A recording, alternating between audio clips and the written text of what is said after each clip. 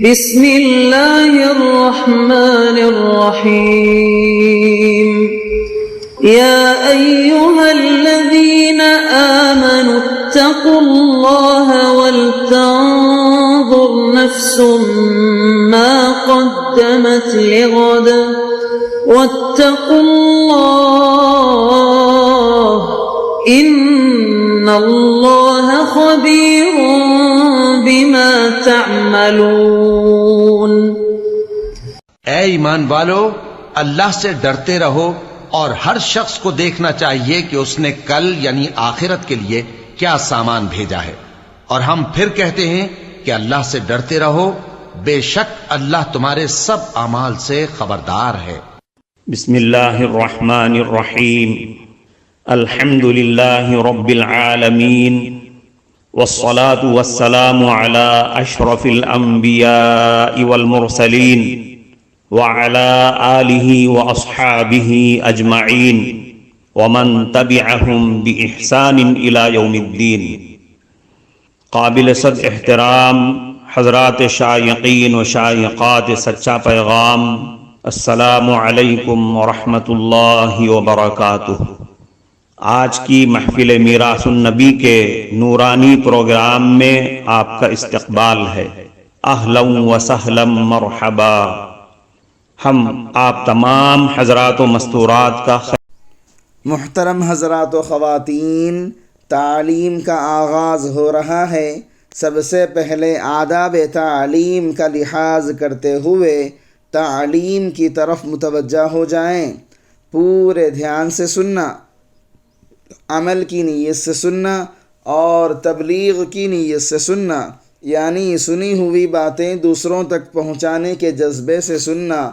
چند خاص آداب تعلیم ہیں، امید ہے کہ آپ حضرات ان آداب کا ضرور خیال رکھیں گے۔ جزاکم اللہ۔ بسم اللہ الرحمن الرحیم۔ بغیر اطلاع گھر آنے کا انجام۔ امریکہ کی ایک صاحب نے کئی سال بعد گھر واپس آنے کا پروگرام بنایا۔ شیطان نے اس کے ذہن میں یہ تجویز ڈالی کہ گھر والوں کو اطلاع نہ دو، اچانک پہنچ کر حیران کر دو۔ چنانچہ انہوں نے جہاز کا ٹکٹ خریدا، دفتر سے چھٹی لے کر پاکستان پہنچا۔ اطلاع نہ ہونے کی وجہ سے استقبال کے لیے کوئی بھی وہاں نہ پہنچا۔ ان صاحب نے ٹیکسی کرائے پر لی، چونکہ گھر شہر سے چند میل دور تھا۔ اہل خانہ کے لیے تحفے تحائف وغیرہ خرید کر لایا تھا تو سامان کافی زیادہ تھا۔ انہیں اکیلا دیکھ کر اور سامان کی زیادتی کو دیکھ کر ٹیکسی ڈرائیور کی نیت بدل گئی۔ چنانچہ راستے میں ایک جگہ ٹیکسی ڈرائیور نے اس کو قتل کر دیا اور لاش زمین میں دفن کر دی۔ جب کئی مہینے گزر گئے تو دفتر والوں نے اس کے دوست و احباب سے رابطہ کیا کہ فلاں آدمی دفتر سے چھٹی لے کر گیا تھا مگر اب تک واپس نہیں آیا۔ دوستوں نے گھر فون کیا تو گھر والوں نے کہا وہ تو یہاں آیا ہی نہیں۔ تب ایک ہنگامہ کھڑا ہو گیا، مگر اب پچھتائے کیا ہوت جب چڑیا چگ گئی کھیت۔ کاش کہ وہ اسلامی آداب سفر کا خیال کرتے تو اہل خانہ کو غم کی بجائے خوشی نصیب ہوتی۔ اے عمر، آپ نے 3 غلطیاں کی۔ سیدنا عمر فاروق رضی اللہ عنہ کی عادت مبارک تھی، رات کو آپ چکر لگاتے، دیکھتے تھے کہ رعایا کس حال میں ہے۔ امیر المؤمنین تھے، ذمہ داری بھی بنتی تھی۔ چنانچہ آپ ایک مکان کے قریب سے گزرے، اس میں کچھ روشنی نظر آئی، کچھ باتوں کی آواز سنائی دی۔ آپ کو محسوس ہوا یہاں نارمل لائف نہیں ہے۔ Something is seriously wrong some where, کہیں ضرور کوئی نہ کوئی گڑبڑ ہے۔ آپ کھڑے ہو کر دیکھتے سوچتے رہے، پھر اندر سے کبھی قہقہوں کی آواز آتی، کبھی کسی مرد اور عورت کی آواز آتی، حتیٰ کہ آپ کی بصیرت نے یہ کہا کہ اندر کوئی گناہ ہو رہا ہے۔ دروازہ بند تھا۔ عمر فاروق رضی اللہ عنہ نے حمیت اسلامی دل میں عمر فاروق رضی اللہ عنہ کے دل کے اندر اسلام کی حمیت بہت زیادہ تھی، چنانچہ انہوں نے کیا کیا کہ دیوار کے اوپر چڑھ گئے۔ جب دیوار کے اوپر چڑھ کر انہوں نے گھر کے اندر جھانک کر دیکھا تو ایک مرد تھا اور ایک عورت تھی۔ وہ عورت اس کی بیوی نہیں تھی، بلکہ اس عورت کو اس نے گناہ کے ارادے سے اپنے گھر بلا لیا تھا۔ عمر فاروق رضی اللہ عنہ نے جب اس کو دیکھا تو اس کو دور سے کہا، اے زنا کرنے والے، اللہ سے خوف کر، اللہ سے ڈر۔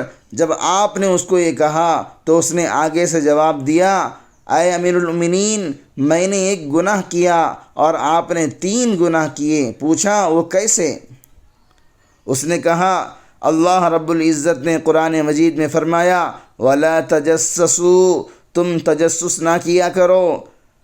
آپ نے تجسس کیا اور میرے بند گھر کے اندر مجھے دیکھا۔ دوسری بات قرآن مجید نے کہا، وَأْتُوا الْبُيُوتَ مِنْ أَبْوَابِهَا، کہ تم گھروں میں ان کے دروازوں سے داخل ہو، اور آپ دروازے کے بجائے دیوار پر چڑھ کر دیکھ رہے ہیں۔ قرآن مجید نے کہا، لا تدخلوا بیوتا غیر بیوتکم حتی تستأنسوا وتسلموا علی اہلہا، کہ تم بغیر اجازت کے گھر میں داخل نہ ہو اور گھر والوں کو سلام کر کے گھر میں داخل ہو۔ اور آپ نے اس کے بغیر مجھ سے گفتگو کی۔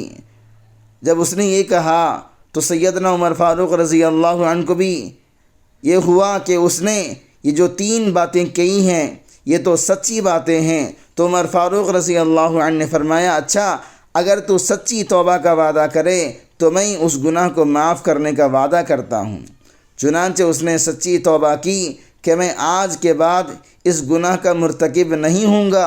عمر فاروق رضی اللہ عنہ نے کہا، اچھا تم میری غلطی کو معاف کر دو، اور یہ کہہ کر پھر آپ وہاں سے آگے تشریف لے گئے۔ شیطان کا شہد اور راکھ۔ ایک بزرگ فرماتے ہیں کہ میں نے ایک مرتبہ شیطان کو دیکھا کہ اس کے پاس 2 چیزیں تھیں۔ میں نے اس سے کہا کہ اے بدمعاش، یہ کیا 2 چیزیں لیے پھرتا ہے؟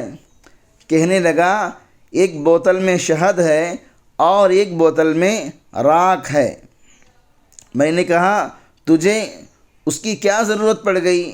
کہنے لگا، جو لوگ غیبت کرتے ہیں ان کے ہونٹوں پر شہد لگا دیتا ہوں تو ان کو غیبت کرنے میں مزہ آتا ہے، لگے رہتے ہیں، غیبت کرتے رہتے ہیں۔ تو جب بھی محفل میں غیبت ہو رہی ہو آپ یہی سوچا کریں کہ اب اس وقت شیطان ہمارے ہونٹوں پر شہد لگا رہا ہے اور ہمیں غیبت کرنا بڑا اچھا لگ رہا ہے۔ میں نے کہا، اچھا راکھ کس لیے لیے پھر رہے ہو؟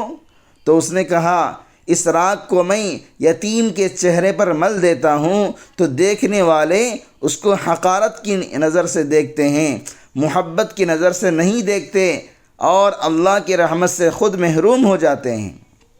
لہذا کسی یتیم کو حقیر سے، حقارت سے نہ دیکھیں، بلکہ محبت اور شفقت کے ساتھ دیکھیں۔ محترم ناظرین کرام، اس دینی اور ایمانی بیان کو سننے کے دوران ہی اس کو لائک کر دیجئے اور شیئر بھی کر دیجئے تاکہ دوسرے بھی اس سے فائدہ اٹھا سکیں۔ اللہ آپ کو جزائے خیر عطا فرمائے۔ یورپ میں بچوں کا برتاؤ۔ چنانچہ ایک مرتبہ امریکہ میں ہم سفر کر رہے تھے۔ ایک بوڑھی خاتون قریب آئی اور پوچھنے لگی، کیا آپ مسلمان ہیں؟ ہم نے جواب دیا، جی ہاں۔ اس نے کہا، میں نے سنا مسلمان اپنے وعدے میں بڑے پکے ہوتے ہیں۔ ہم نے کہا، بالکل آپ نے صحیح بات سنی۔ اس نے کہا، پھر آپ بھی میرے ساتھ ایک وعدہ کریں۔ میں نے کہا، بھائی کیوں وعدہ کریں؟ اس نے کہا، بس آپ میرے ساتھ وعدہ کریں۔ پوچھا، کیا چاہتی ہو؟ اس نے جواب دیا، میں بوڑھی عورت ہوں، میرے بیٹے بھی ہیں اور بیٹیاں بھی ہیں، مگر وہ سب جوان ہو چکے۔ اب کسی کے پاس اتنی فرصت نہیں کہ وہ مجھے دن میں 1 منٹ کے لیے ملنے آ جائے۔ میں اپنے گھر میں اکیلی رہتی ہوں اور تنہائی کی وحشت سے تنگ آ گئی ہوں۔ یوں لگتا ہے کہ ذہنی مریضہ بن جاؤں گی۔ سارا دن میں گھر کی دیواروں کو تکتی رہتی ہوں، دیکھتی رہتی ہوں۔ کوئی مجھے فون کرنے والا نہیں ہوتا، کوئی میرا حال پوچھنے والا نہیں ہوتا۔ میں کھاؤں نہ کھاؤں، رات کو نیند آئے یا نہ آئے، جوں یا مروں، میرے ساتھ کسی کو کوئی دلچسپی نہیں۔ مجھے زندگی کا کوئی مقصد نظر نہیں آ رہا ہے۔ آپ ایک کام کریں، جہاں کہیں بھی ہوں دن میں 1 منٹ کے لیے مجھے ٹیلی فون کر کے صرف آپ اتنا پوچھ لیا کریں کہ آپ خیریت سے ہیں، ٹیلی فون کا بل میں ادا کر دوں گی، مگر اس کا فائدہ یہ ہوگا کہ سارا دن انتظار تو رہنا پڑے گا کہ مجھے ایک بندے کے کال آئے گی۔ اس دن احساس ہوا اے اللہ، دین اسلام سے ہٹ کر جو لوگ زندگیاں گزار رہے ہیں وہ کتنی بڑی مصیبت میں گرفتار ہیں۔ کفارہ مجلس کی دعا پڑھ لیجئے۔ سبحانک اللہم و بحمدک، اشہد ان لا الہ الا انت، استغفرک و اتوب الیک۔